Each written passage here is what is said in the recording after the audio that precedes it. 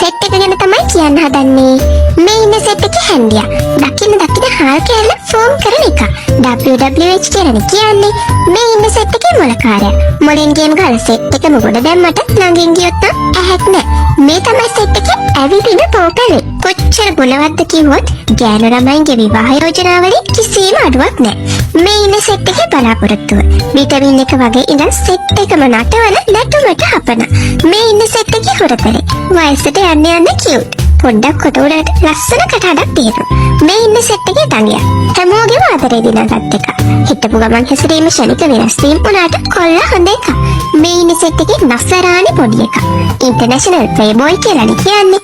ඒ උනාට ඉස්සර නම් ගෑනු ළමයි දැක්කම දුවනවා. ඒකට දැන් අයියලට හපන් මල්ලි මොනා උනත් කොල්ලා රත්තරන් කොල්ලා.